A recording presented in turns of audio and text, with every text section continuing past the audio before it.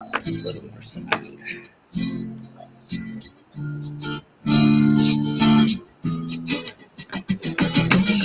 All right. Welcome to Radical Books and Politics. We have the honor of having Sam Sellar, who is a phenomenal academic and is going to be talking about automation and what that means for us today. And so, Sam, for my viewers who don't know you, why don't you tell them a little bit about yourself? Sure. Hi, everyone. So my name's Sam, and I'm a reader in education studies at Manchester Metropolitan University in the north of England. And my research focuses on the datafication and digitalization of education. So I'm particularly interested in the ways in which new technologies, big data analytics, AI are shaping education institutions, whether they be schools or universities, but also the way that governments are using those technologies to make policy and run their education systems as well. Wonderful. Excellent. And so one of the things that I think people aren't aware of is a wide breadth that automation has in the labor market. And if you want to focus on education, that's right, but that's fine. But what are some of the changes that you're seeing with this implementation of AI and automation? Yeah, I mean, I think what's characteristic of automation today is the pace at which it's advancing in certain sectors. It's very uneven, I think. So it's going to have the biggest impact in areas where people use routine skills at work and they're more susceptible to automation. So factory work, for example, highly susceptible to automation, but also other areas of professional work. We're seeing AI being introduced in law and in medicine because some aspects of that kind of work is routine and can be automated. But then it's far less advanced in areas like education, where often teachers are drawing heavily on non-routine skills, things that can't easily be replicated by algorithms and computers. And so the risk of automation, at least at present, seems to be less in those areas. And nursing would be another example. Where nursing is because every situation is different, for example, and then it's not routine, right? So like I have a friend who's a nurse and she takes care, she's actually here in the background, but so that couldn't be automated because all the patients have different illnesses. So that also plays a factor in that, right? Different conditions, different situations. Yeah.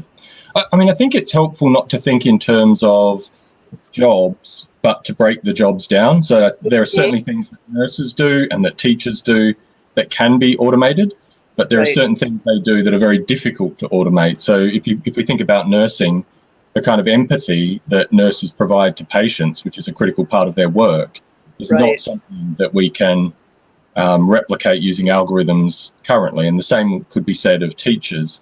So I think while we can look at professions and say this profession's more susceptible to automation than this profession, it probably makes more sense to think about what aspects of different jobs can be automated and what aspects can't be automated. Right. So like in our institution, for example, I teach at Harold Washington College, which is one of the city colleges of Chicago. One of the things that I loved to do was to register students, and we would work with them one-on-one and work out a schedule. And for whatever reason, the employer decided to automate that aspect and have the students do that online. And I would have thought that was something that couldn't be, like turned into this computerized system, but that's what they're doing. A lot of applications are becoming automated. And I would argue that it's better to have human connection with students who even may not have the technological abilities to be able to go online and choose a schedule or understand a program.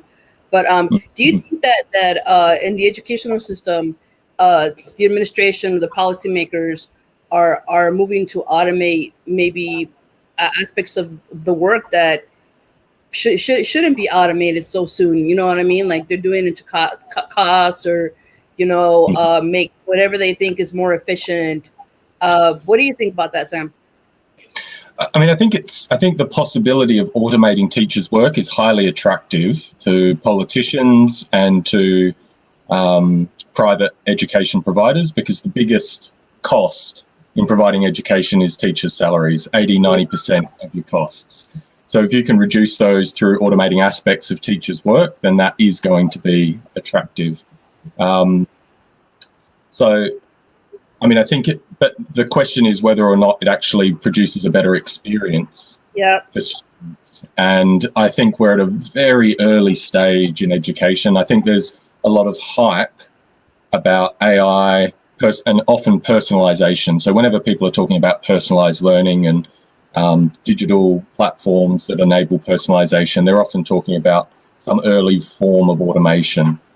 But we're at really early stages with that. I think there are some things that can be automated, mathematics education perhaps, much more difficult in other curriculum areas like art or language arts, creative arts, for example. So I think the hype is far outpacing the reality at the moment, and we're even further behind in terms of people demonstrating the real benefit of automating these aspects of education. Yeah, no, I agree, and I think that's brilliant. That analysis. So one of the things that even now, because I also teach, and my students have this idea that this time that we're seeing here, this time period, we've been there before. Right. But I think there's something qualitatively different about what's happening with automation and technology. And I don't know if you can speak to that, Sam, because I don't see the situation being as it was in the past where there was an introduction of technology and it led to new jobs, enough jobs for people to be able to participate in, right, or to be able to have. What do you think about that, Sam?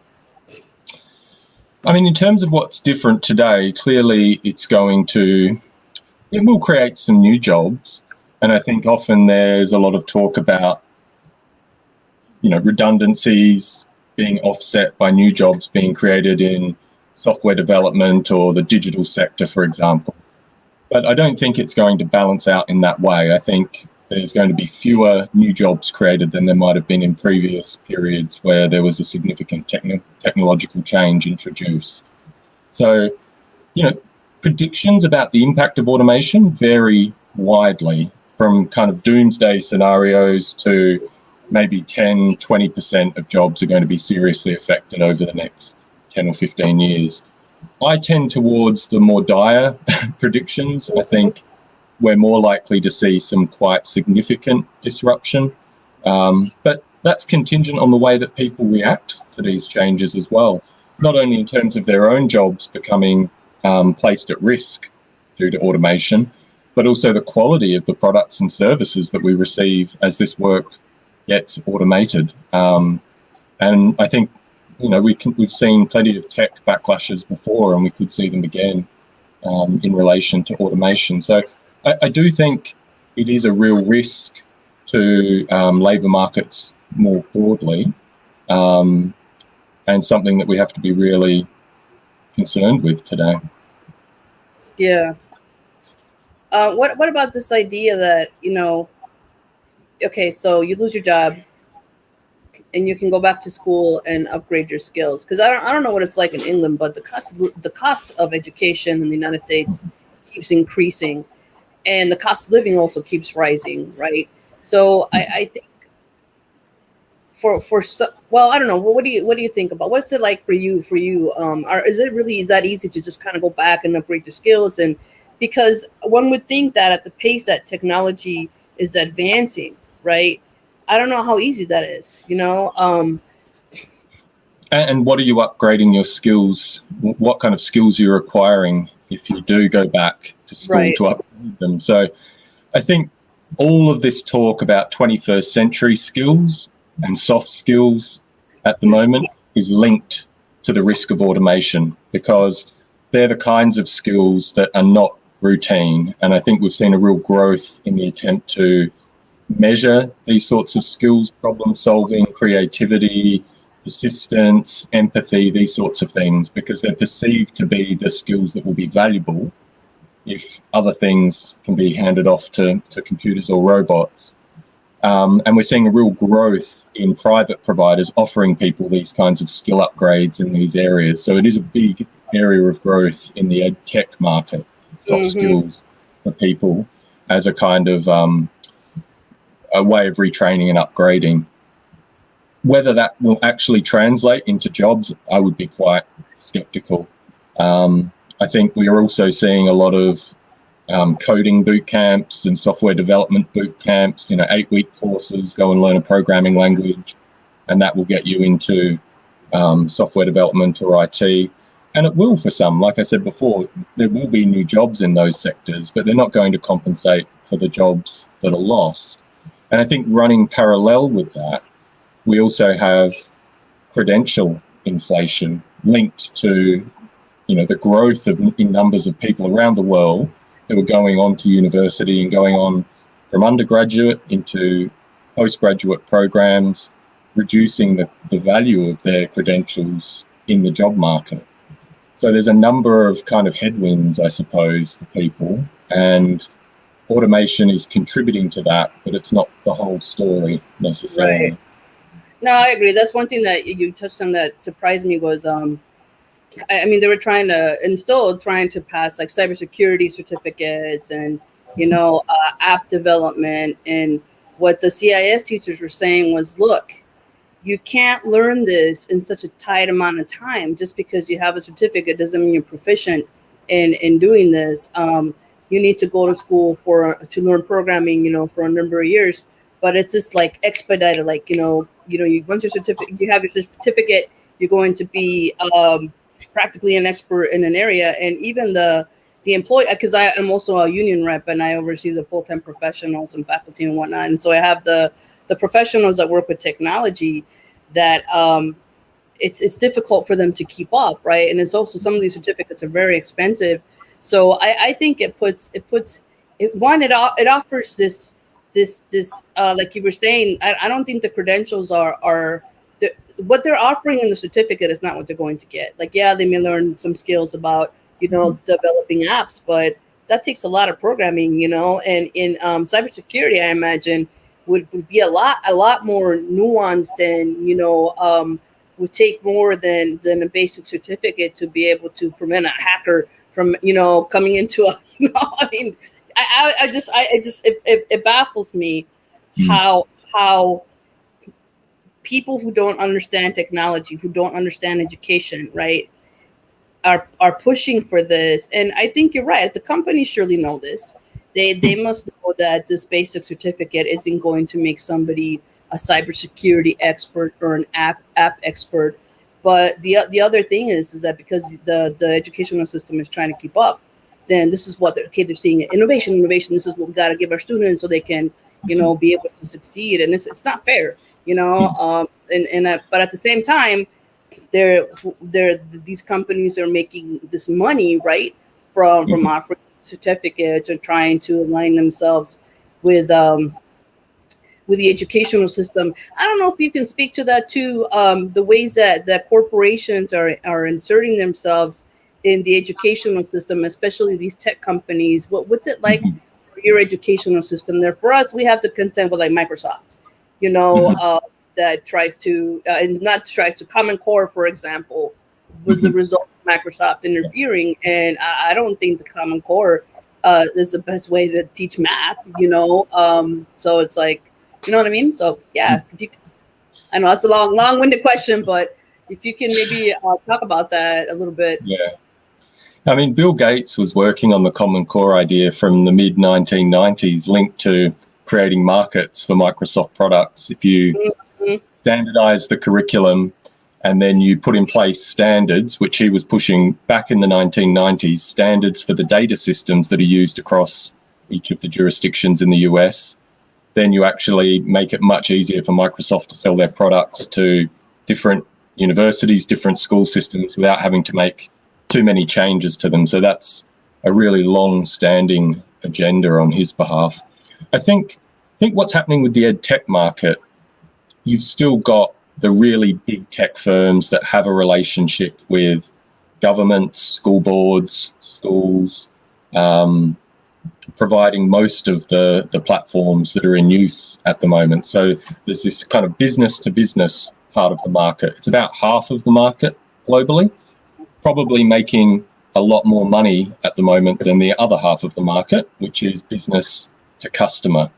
So these are often newer companies that are popping up, trying to emulate the Uber, Airbnb, YouTube kind of Web 2.0 type model, where it's a peer-to-peer platform. And we're seeing a lot of these models emerge in relation to post-secondary skills. So it's a huge number of new companies providing short courses to people to help them retrain for a new career pathway, for example. A lot in relation to IT and software development. I don't think they've made really big inroads yet, but I think there's a lot of optimism amongst investors and amongst the market itself that this is going to be a very profitable area. And part of that is linked to a critique that I would make, and perhaps you would share, about the value of higher education for many people today. You know, like here in the UK, our students are paying £45,000 for a degree, and their employability prospects aren't always strong at the end of it. And so I think the pitch of many of these companies that you can get the skills you need to get employed more quickly and more easily could be increasingly attractive to young people today. Yeah, for sure. Yeah, we have other companies that, insurance companies, for example. And what troubles me is how willing they are to align themselves to these job markets that may or may not provide good paying jobs, I like, for example, there's a Goldman Sachs has a program that's tied to our educational system, insurance companies, banks. And my thinking is like, I remember there was a certificate basically to be like a bank teller, and I was like, you just need to learn how to count. Like, that. Why are they offering a certificate for that? Maybe there were other things involved, but it takes away from, for me, what we often say is like, our educational system is not a business, and at the same time, like, there's this contradiction where employers are like, well, we want students to have these critical thinking skills and are able to think on their feet, and if that's the case, then let us offer a liberal arts education where they can, create new knowledge or make connections to the world, and whatnot. But I just find that such a, I don't know. What do you think about that, Sam? Is there still an emphasis towards that where you are, or as you see the educational system, or do you see it narrowing down in terms of what it offers because they're kind of leaning towards, this technological field? Or, I mean, I know it's not like all educational system that's doing that, but do you think there's been a decline in the kinds of a range of what students are studying, right?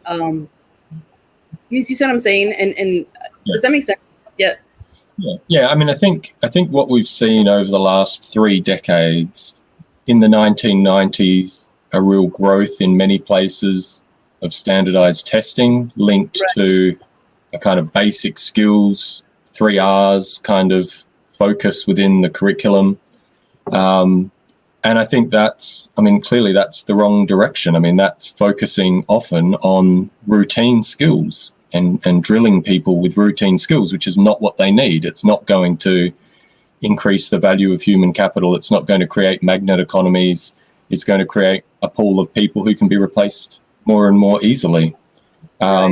I think what we've seen over the last 10 to 15 years is a shift in the way that many jurisdictions test their students, and an attempt to widen what's being tested, not in a way that actually addresses the narrowing effects of standardized testing and the kind of crowding out of other curriculum areas and a real focus on, mathematics and reading and writing. But I think there is a recognition that you need to test those other types of skills and that we need to be developing them, which is why we have seen more and more emphasis on soft skills, 21st century skills, and this kind of thing. And I think you're right about liberal arts education. That's what people need. I mean, that kind of traditional critical thinking that a liberal arts degree gives you is not something that can be easily replaced. Whereas learning to code, I think we're almost at the point where some low-level coding jobs can be done by AI. AI can do the coding. So that's not going to be a quick fix. I think ultimately a much broader view of the purposes of education and the types of, I won't use the word skills because I think that gets linked with a different agenda, but the characteristics, the attributes that we want people to develop through their education, we need a much broader view of that if we're going to be educating people for a world in which they'll have something to offer beyond what we can automate. Yeah, and I think, well, one of the struggles I see is as a union rep, it's just difficult to organize and fight for that. But that's one of the battle cries often is faculty want academic freedom, and I know educators do too in general, right? They want the ability to teach what they want to teach. And they don't want to be limited in terms of the textbooks they're using, even the technology they're using. But that's what's being driven by, in great part, I think, because of the priorities that the administration have in terms of standardizing things, right? Even at the college level, like they want everybody to teach the same book, the same math book, right? They want everybody to use the same test. And that right there, I think cheats the students too, because if you're testing everybody the same way, I don't think you're really honing in on the abilities that students have, right? And to me, it does a huge disservice. I also have children who attend public school, and thank God that during this pandemic, we had some schools that actually made the students go literally into the buildings to take these standardized tests, which I was like, and there was no children's vaccine at the time, right?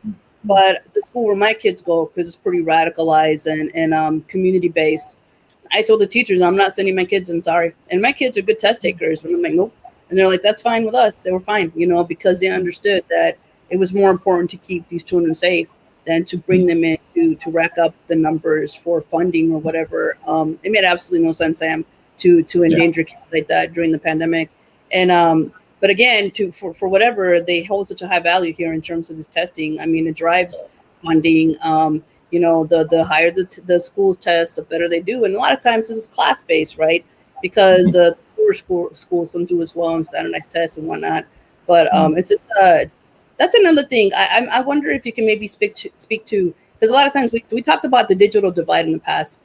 And that's one of the things that I think the pandemic showed, not just in terms of grade school, but also in the higher ed, was how important it was to have access to technology and Wi-Fi for students to be able to succeed. And I wonder if you can speak to how maybe how the digital divide today is impacting the success of students. Have you done research on that, Sam? Or I think it to me it's glaring, right? If you could maybe say a little bit about that, or maybe even how that played out, even in your, you've studied other countries, but how did it play out in your part of the world, perhaps? Yeah, I mean, I think in my own teaching, it became clear very quickly. We taught all online over the past year, with a very small amount of face-to-face teaching early in our academic year, and then we had another wave of the pandemic, and it all moved online. And it became clear very quickly just how poor the access that students had to appropriate devices and sufficient internet bandwidth to actually access the teaching. They really struggled with that. And, often they're trying to use their phones on a shared Wi-Fi router, and it's a really poor experience for them. And I think it limits their ability to engage with the teacher and with their peers. A lot of students here and just simply didn't turn on their cameras or microphones. And I initially thought that was perhaps shyness, or they were just using the online mode of delivery as an opportunity not to engage as much. Right. But I realized that generally that wasn't the case. They just didn't have the technology to be able to have their video on, and for it to be a smooth experience. So in an effort to actually get the best experience out of the teaching, they had to turn things off.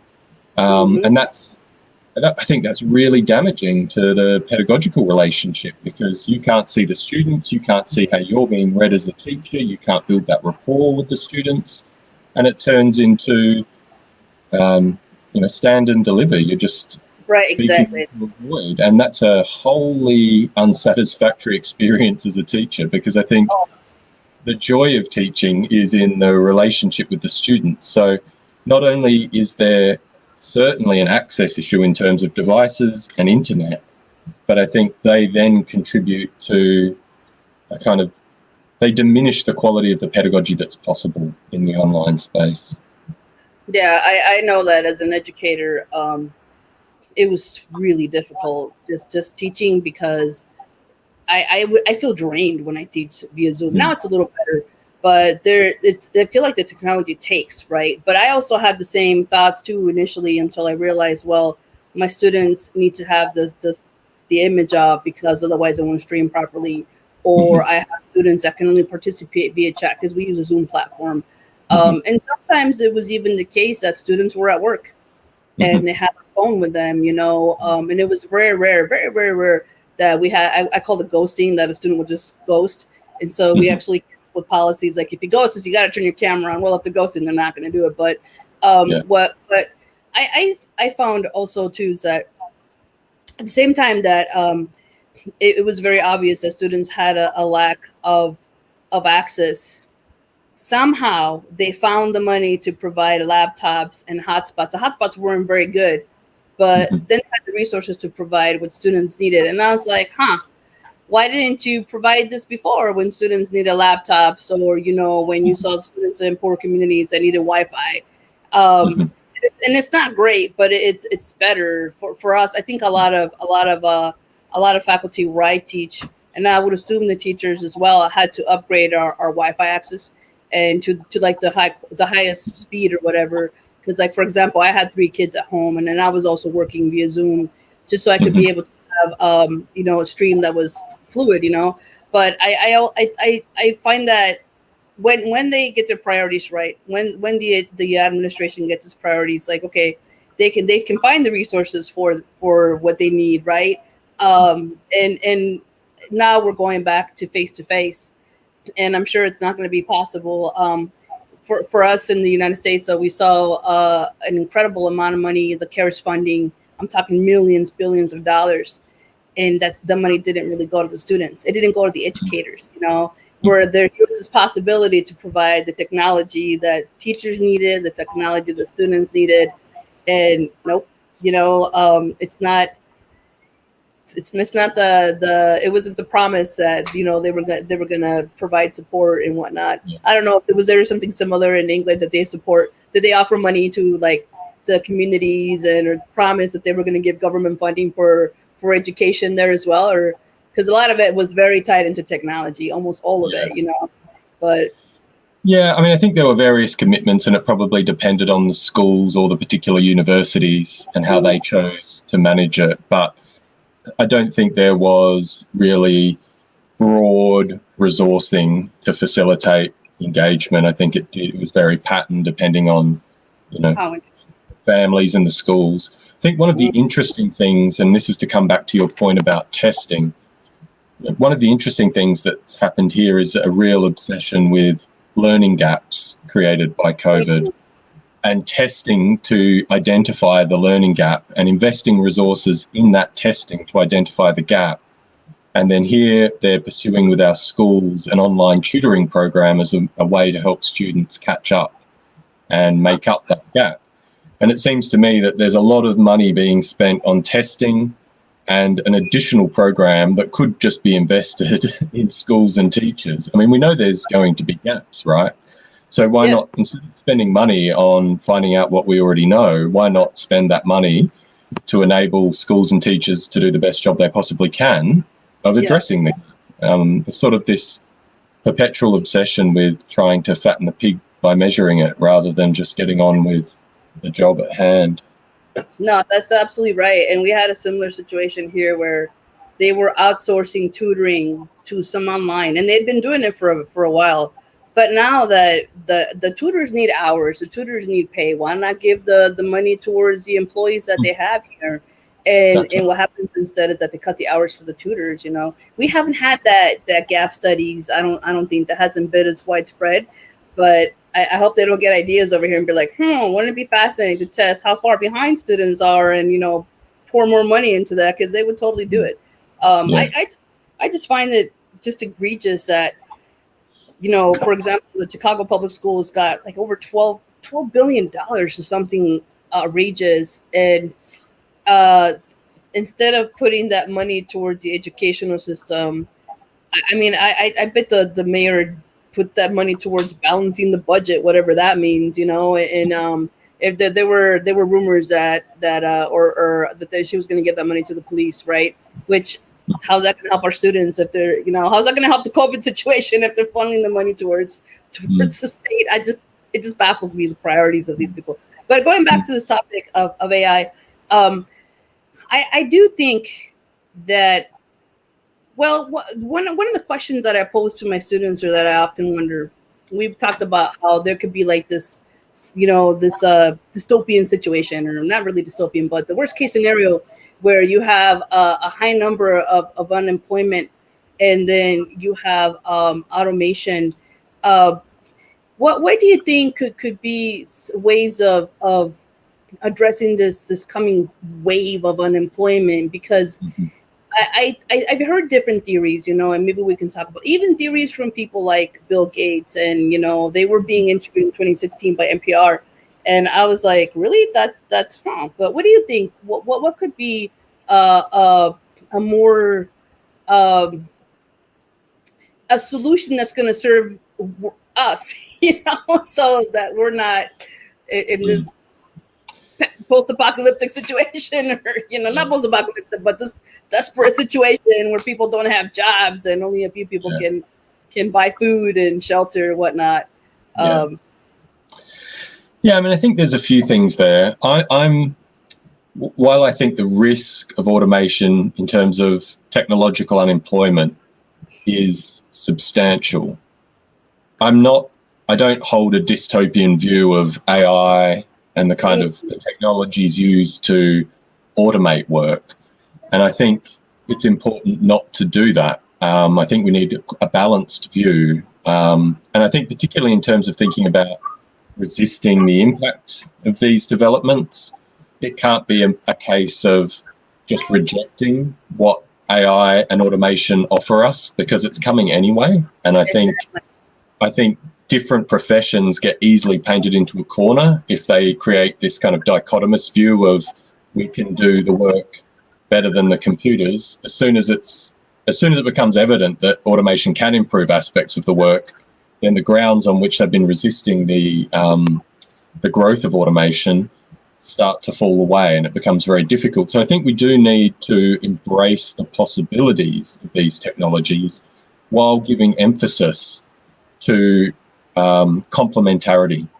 How can we introduce new forms of AI and automation in ways that enhance different professions and different jobs, rather than substituting for them? So I think it's a kind of a broad cultural perspective that we need to be promoting. This stuff could be really good, but it depends on how we introduce it, and we can actually make work better rather than just making it cheaper for employers to pay for, with subsequent knock-on effects in terms of the quality of products and services that are provided. So if it's just seen as a way of saving on salary costs, then it's going to have a negative impact. If it's seen as a way of improving the quality of work by automating some aspects of nurses' jobs or teachers' jobs, while supporting them to actually do other aspects of their job even better than they can now, that's the best outcome, I think.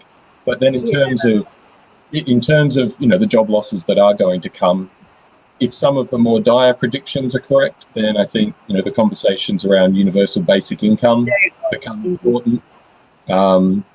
It's, I think, a really bad outcome from all of this would be if people are individually made responsible for finding new employment, upskilling themselves when the jobs simply aren't there.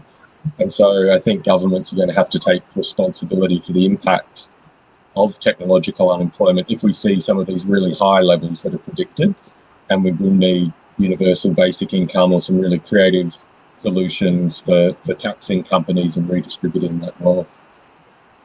No, I agree, and that's one of the solutions that we talk about. And that was actually what the tech giant industry people were saying. Like, look, we have a problem at hand. The solution is universal basic income. Now, they didn't say they're going to pay for it, right? But I do think that's one of the main solutions that we're seeing. And this other aspect too, that I do think technology can provide this abundance, this better way of living, and even in terms of doing dangerous jobs, whether it's in mining or what have you. But I was thinking of this parallel because one of my friends was getting a heart surgery, and so he was offered the possibility of having it done by robotics or having it done by a skilled surgeon. It just happened that the surgeons there had a really excellent, so he went with the human being, but it's not like the robot was doing the sentient, it was being coupled with the doctor who was managing the technology. And so that I thought was brilliant, because it's not that the doctor is losing his job. It's that now he has this way of enhancing the operation. So, and I'm not a doctor. I'm assuming it was more accurate, right? It may be possible that however the machine was working with the heart and that it's successful. That to me makes sense. Or we have often said, like, all right, well, in the classroom now, we have smart boards, we have, technology that enhances our teaching ability, but it's not removing us from the classroom, right? And so that to me makes perfect sense, that, we have the technology to enhance our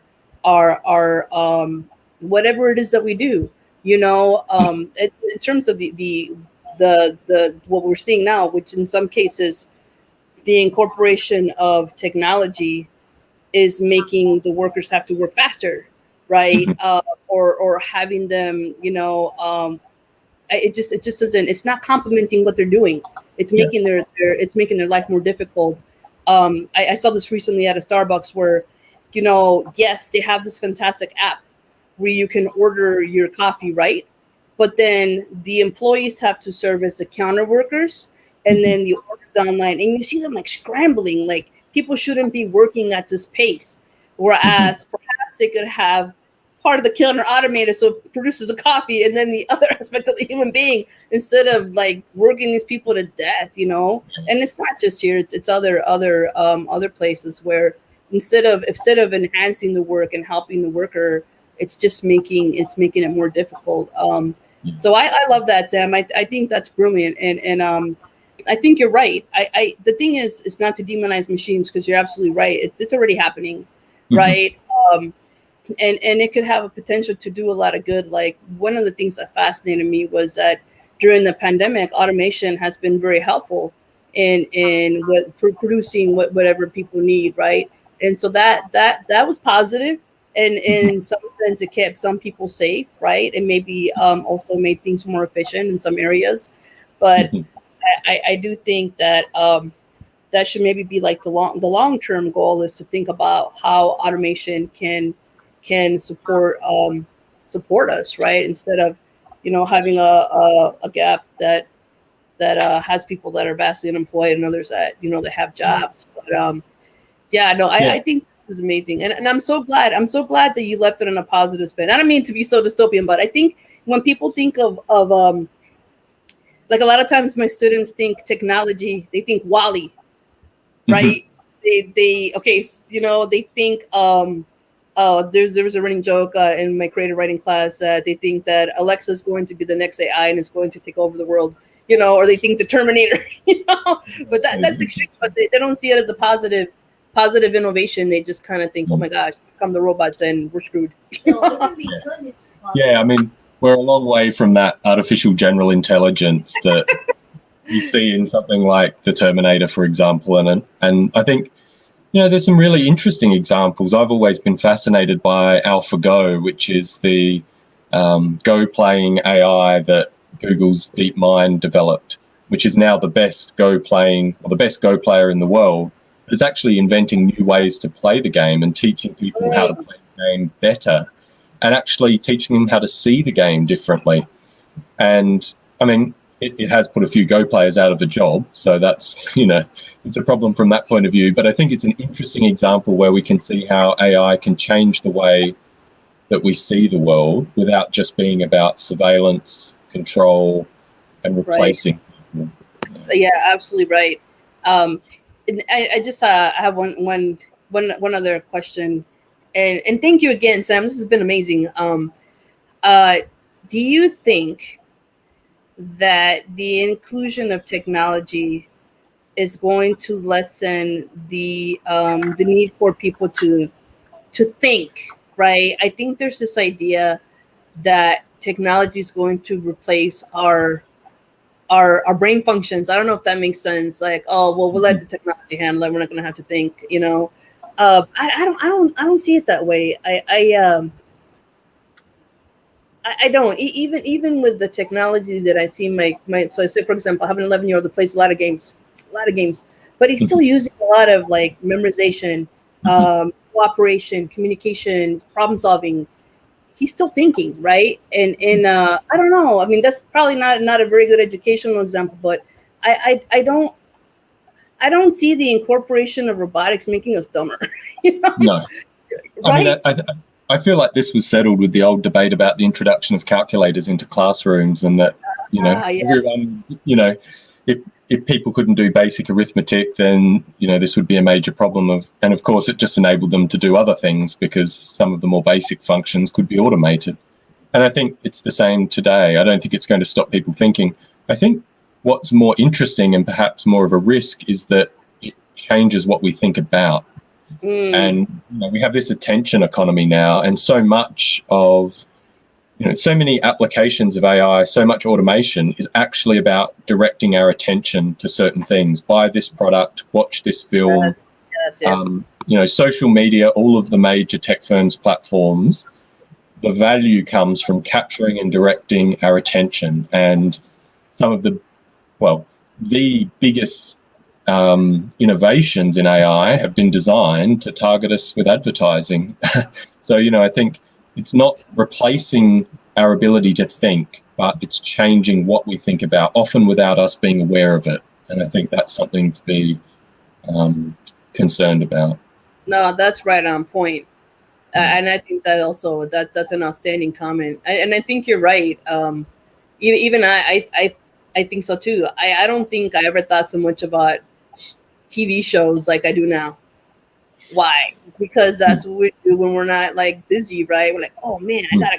Like, when did that become like the priority as opposed to other things? That's fascinating. But I think you're right. The targeted advertising is also such a nuance sometimes, like such a pain, because that's all you're seeing, and I'm like, no, come on now, like I don't need to buy 5 different kinds of whatever. I just cheese. No, not cheese. I'm sorry, my son just came back in. No, that's outstanding, and something for us to think about. That I think I'm gonna definitely highlight that for my students and see what they, to really grapple with that idea. All right, Antonio, come on, ask the question. This is my son, Antonio. Who? Hello, nice to meet you. Come on. I have a question. Hello. Hey. I have a question. Out of all of the technological advancements that you could see happening, what do you think is the most negative? Or what do you think is going to be the most negative effect for humans? Oh, very good question. I think the most negative is the way that technology is used to collect data about us. So every time we use anything online, any digital platform, data is collected about us, and it's used to monitor what we're doing and to try and sell things to us and to change the way we think about what we want from life. And I think that's something that's become really, really widespread. And I think that's a really negative aspect of technology. So I don't use social media, for example, because I really worry about the way that social media companies use data to shape the way that we think about ourselves, who we should be, what we should act like. and how we how we relate to other people. So I think it has a really negative effect on our human relationships. Awesome. Wow. Did I hear you right? You don't use social media? Well, no, not really. Wow. I don't, which makes me incredibly anachronistic. But I just feel like it's something that it's a kind of a line in the sand that I've drawn, I suppose. And over time, it's become more and more interesting to me to see, whether I can avoid it and what sort of impact that has on me by not using that. And I think it's significant. I think I'm often, I miss out on a lot of conversations that I would have if I was on social media. But I feel like I've been committed to that for long enough now that, I've managed to kind of keep my data private in large part. And I'm curious to see whether I can keep on doing that. That's amazing. So are you more like I'm just curious, like you have a lot of face-to-face conversations and talk on the phone, kind of, wow, that's amazing. Yeah, I use Zoom and Teams right. and WhatsApp and messaging and that kind of thing, but I don't use Twitter or Facebook or Instagram, for example. Yeah. Wow, that is amazing. That's really cool. That is really cool, right? That's kind of what we're experiencing right now, that we're in the desert without Wi-Fi or bars. You should see us. It's hilarious. Anyway, it's Sam, this has been amazing. Thank you so much. And thank you for I told you my son is very inquisitive. I was telling him before the interview, like I told the kids not to be here because they ask a lot of questions, but they often ask very good questions. Yeah, I think, yeah, that is awesome. And I also appreciate how the sense of hope, really, because I hope that's what people, I hope that's redundant. That's what I want people to leave with is what is possible with technology that's going to help students, teachers, everybody. And that's what I think we need to move towards, right? How we get the companies and administrators to move to those priorities. That's where the struggle is going to be at. And that's where we see the struggle. But I really enjoyed this interview, and thank you so much. I know that you're incredibly busy. Are you also teaching this summer? Well, we've finished teaching for now. So yeah, we're going into our break now. Oh man, have a restful break. I hope that you're geared up to go for the fall, and that you stay safe, safe for your students as well. You're welcome back on Radical Books and Politics anytime, Sam. It was a real pleasure. I'm sorry my friends didn't come on. I think it's a little bit early for them, but I hope to see you again soon. And well, I often ask, do you have any socials where people can reach you? No, you do not. But if you maybe have questions in the comments, I'll be sure to relay those to you via email. Yeah. But thank you so much, Sam. I hope you have an amazing day. And I'm just going to close out with a little bit of Adam Gottlieb of One Love. The song is called Libera Radicalmente. Anyway, I hope if you like what you saw, please subscribe. We will have more amazing authors and speakers like Sam coming on. And again, our house is your house, Sam. Thanks again. It was a real pleasure. Thank you for having me. It was wonderful. Great. Yeah.